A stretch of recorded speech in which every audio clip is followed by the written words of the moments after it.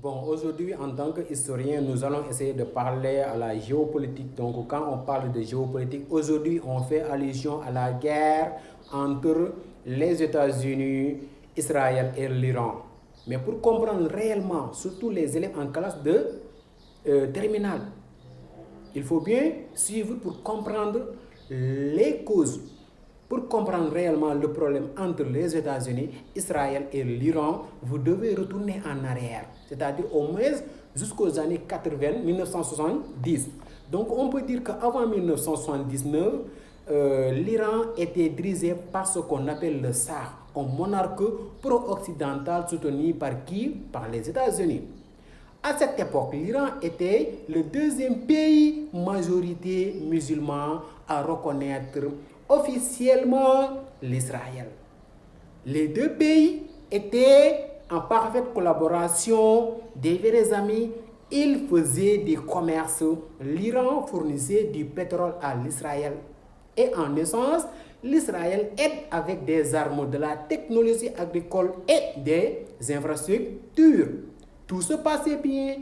Les deux étaient aussi des alliés aux États-Unis. Mais le problème commence après 1979.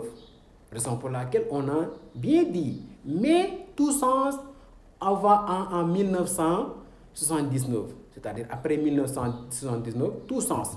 Avec ce qu'on appelle la révolution islamique en Iran. Les religieux qu'on appelle les ayatollahs, on les appelle les ayatollahs, prennent le pouvoir et qualifient directement les États-Unis grand Satan et Israël petit Satan. Pour eux, l'existence d'Israël est illégitime, c'est-à-dire c'est anormal. C'est anormal. Mais comme ils ne veulent pas attaquer Israël directement au début, donc ils financent et arment des groupes comme les Hezbollah au Liban, les Hamas à Gaza et d'autres milices en Irak. Israël, à son côté, voit ça comme menace existentielle. Au même moment, les dirigeants de l'Iran lancent un programme nucléaire. Israël et les États-Unis se disent alors, si l'Iran obtient la bombe atomique, c'est un danger pour nous. L'Iran répond, c'est pour défendre, pas pour attaquer. L'Israël sent la menace. Il sent ce qu'on appelle la menace. Mène alors ce qu'on appelle des cyberattaques. Élimine des scientifiques iraniens pour empêcher ce qu'on appelle la fabrication de l'arme nucléaire par l'Iran. Parce que vous n'êtes pas sans savoir que l'Iran est trop fort sur sur l'arme nucléaire.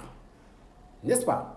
Maintenant, à cette époque-là, on peut dire que les États-Unis, de leur côté, imposent de très lourdes sanctions économiques pour affaiblir l'Iran. Donc la guerre est lancée. Forcément, parce qu'il y a un problème. La guerre est lancée. Mais juste ici, une guerre froide et indirecte. Chacun cherche à agir discrètement et non officiellement. C'est en 2024 que les choses passent à un autre niveau et s'accélèrent.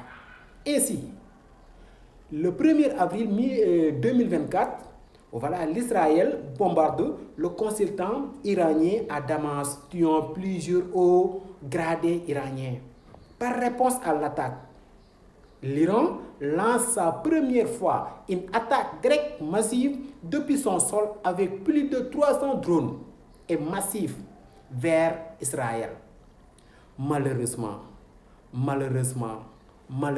pour l'Iran, ces attaques ne font pas de graves conséquences car presque tout est intercepté grâce à l'aide des États-Unis, le Royaume-Uni, la France, etc. Donc, il lance ensuite une deuxième attaque et de missiles sur l'Iran après d'autres assassinats de ses leaders par ce dernier. Et l'Israël riposte Donc à ce moment-là, Israël riposte par des frappes importantes sur des sites militaires et de missiles de l'Iran. N'est-ce pas? Ça tire de tous les côtés. Donc, ça tire de tous les côtés.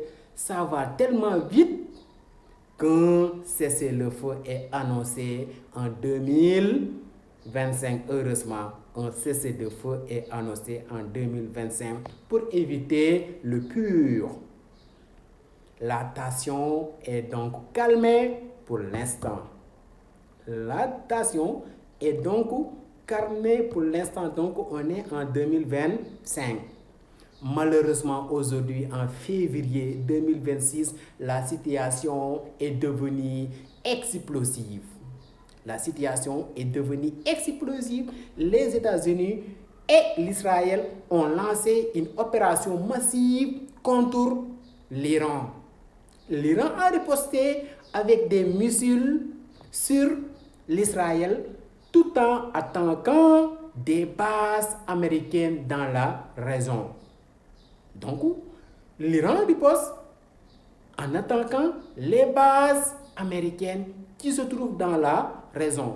Donc, quand on parle de la région, on fait allusion aux pays comme Qatar, Arabie Saoudite, etc., etc.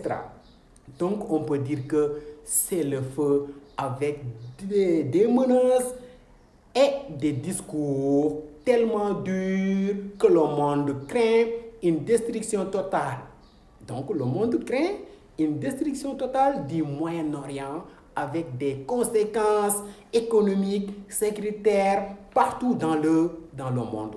Forcément. C'est un peu ça l'histoire. Donc, en résumé, c'est ça un peu l'histoire. Ce signale que ce n'est pas parfait. Ce que j'ai étalé, bon, je peux dire que c'est un résumé. Voilà, c'est un petit résumé, voilà, ou bien une porte d'entrée.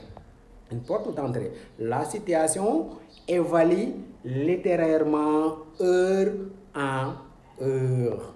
Pendant que je vous parle, ou bien pendant que vous lisez ces mots-là, les frappes et les ripostes iraniennes redessinent peut-être déjà la carte du Moyen-Orient. N'est-ce pas? Donc, comprendre aujourd'hui ce qui se joue dans le Moyen-Orient, c'est comprendre les enjeux énergétiques, sécuritaires et politiques qui vont impacter notre quotidien ici dans les mois à venir. Donc, en miniature, c'est ça, les causes de la guerre entre l'Iran, les États-Unis et l'Israël. Donc, xaar leen conséquences yi ñaanuñu ko yàlla mais guerre la boo xam ni comme ni ko olof di waxee ay du yow si boppu borom parce que Iran ku ne xam na ni moom il est fort si côté arme dafa fort foofu kon len laa koy rapproché mooy que ni man je ne suis pas d'accord que ñu éliminer première attaque ñu éliminer ce qu'on appelle son guide religieux ou bien son guide son révolutionnaire voilà Ali Khamenei kooku c'est anormal parce que nit ki boo dagee bopp bi foofu noonu amatul sens parce que moom dafa nekkoon personne boo xam ne day peser poids bu fort si Iran moo tax je ne suis pas d'accord ku ne xam na ni Iran si domaine nucléaire kenn mënul ko mais pour man sama gis-gis dafa faible si côté défensif parce que normalement war nañ ko isoler teg ko foo xam ne tey xëy na États-Unis ak Israël bu ñu defee première attaque ñoom duñ jote si moom.